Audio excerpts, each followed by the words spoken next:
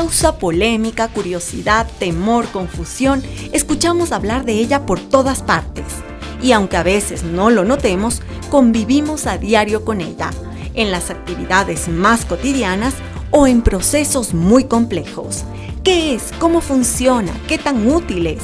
¿Puede desplazar a los seres humanos? ¿Cómo está cambiando el mundo? ¿Por qué nos asusta tanto?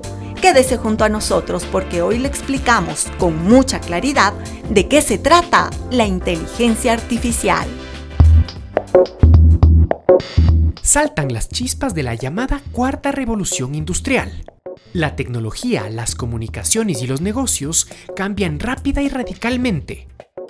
En el corazón de esta revolución hay una herramienta que puede llegar a ser igual de influyente y transformadora que la máquina de vapor o el Internet. Hablamos, por supuesto, de la inteligencia artificial. Desde inicios de este año, en todo el mundo se habla de ella, con expectativa, pero también con cierto miedo sobre sus posibles efectos. Hay que decir que este es un tema complejo, pero que no es nuevo.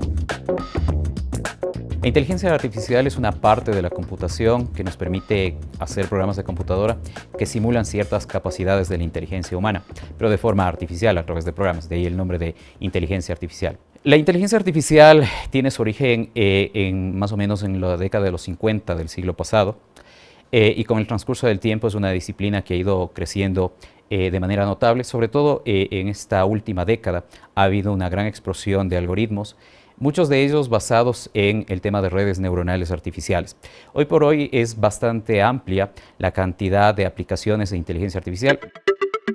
Para entender mejor a la inteligencia artificial hay que explicar qué es un algoritmo. Este es una serie de pasos e instrucciones para solucionar o cumplir una tarea.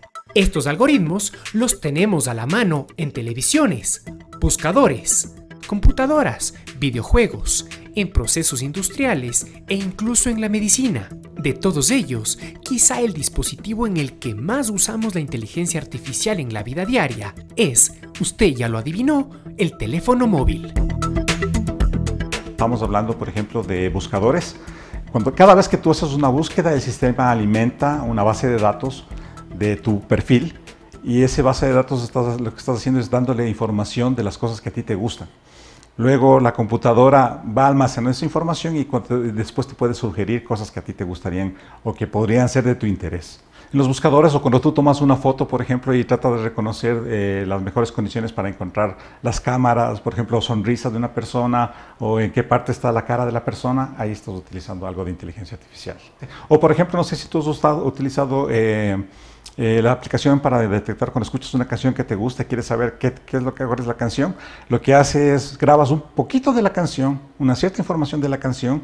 Esa información de la canción se traslada a algo que la máquina entiende, hace la búsqueda en una base de datos y dice, para mí esta canción es la más parecida a esta, y te da el nombre.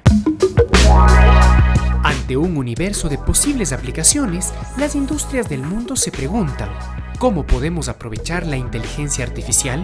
Las investigaciones están en marcha y sin duda veremos cambios en el mundo en los próximos años. Sin embargo, curiosamente, las aplicaciones que han acaparado la atención del mundo son los chatbots. Google, Meta, Microsoft y otras empresas trabajan en estas inteligencias artificiales capaces de mantener conversaciones con un usuario.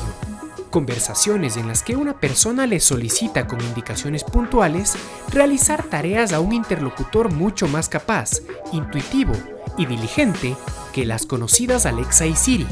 ¿Cuál es el objetivo detrás de este tipo de programas? Bing, del producto de Microsoft, ya tiene incorporado ChatGPT como parte de su algoritmo de búsqueda de información. La idea en este caso es que cuando tú buscas en la internet, no necesariamente tú tengas que leer por ti mismo el contenido que el buscador te da como respuesta a la búsqueda que estás haciendo, sino que el chatbot te ayude a sintetizar información, o que quizá el chatbot te dé directamente la respuesta a la pregunta que tú estás buscando. Es decir, una revolución en la parte de los buscadores de internet. Más de 100 millones de usuarios han usado ChatGPT.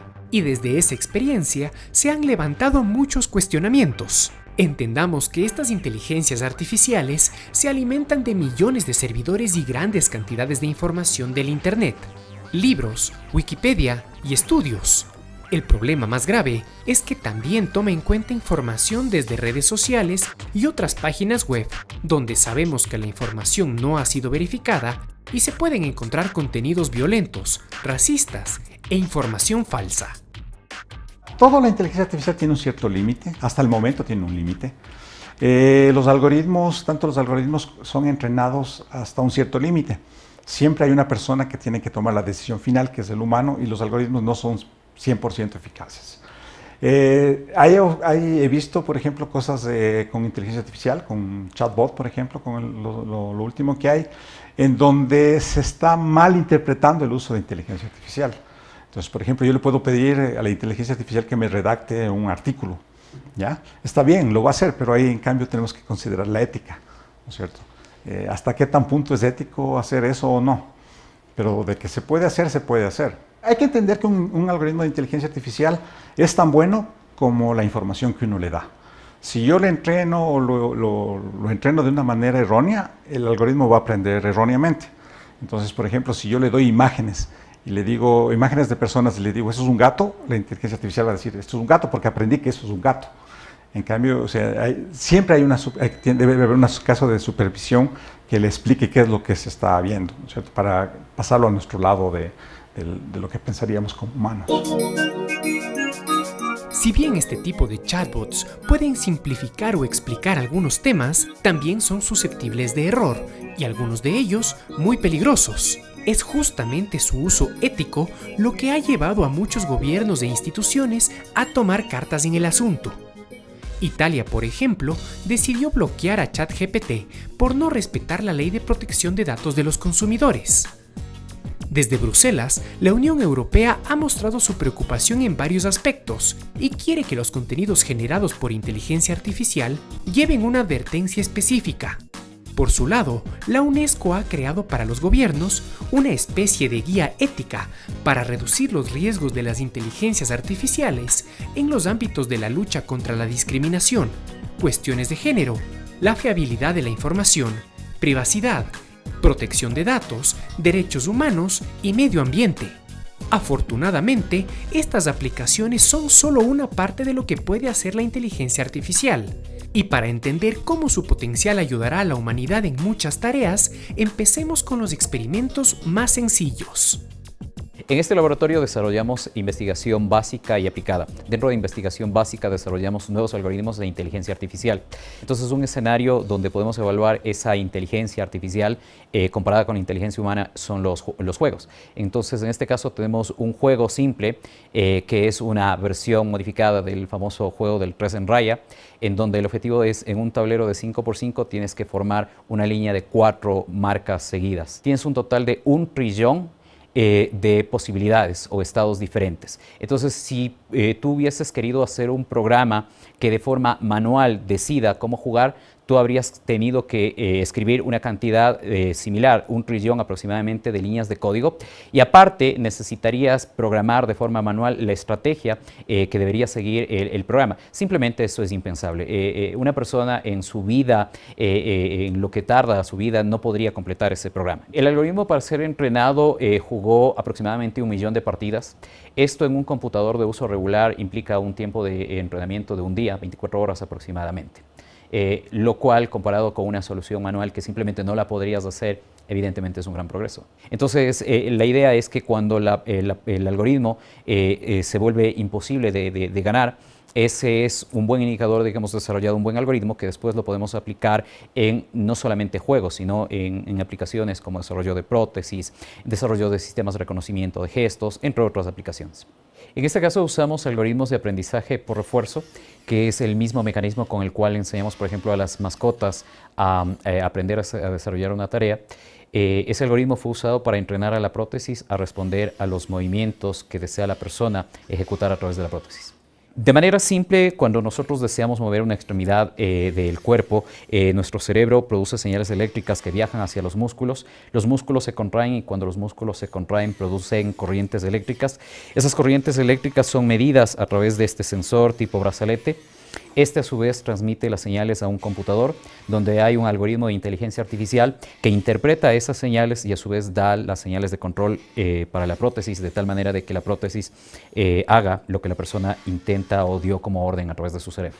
Esperamos que en un futuro no muy lejano podamos esto ponerlo en despliegue en personas amputadas, en personas que han sufrido amputación de su antebrazo derecho. Hay algoritmos como este que pueden ser llevados a niveles insospechados.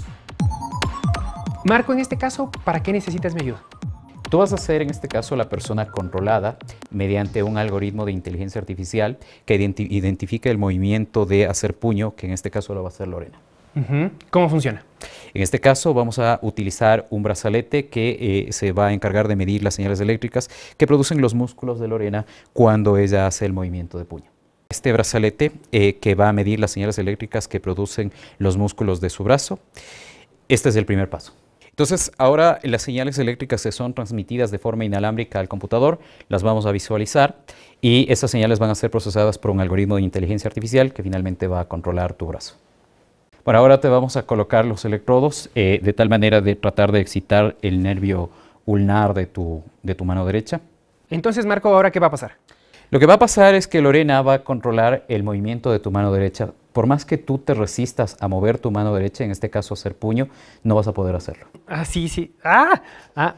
Claro, por más que me resisto, no puedo controlar el brazo. Entonces, en este caso, de hecho, en el caso de Lorena, yo puedo provocar un movimiento involuntario de su mano y eso no va a provocar ninguna reacción en tu mano, ¿ok? Entonces, ¿Y esto por qué pasa?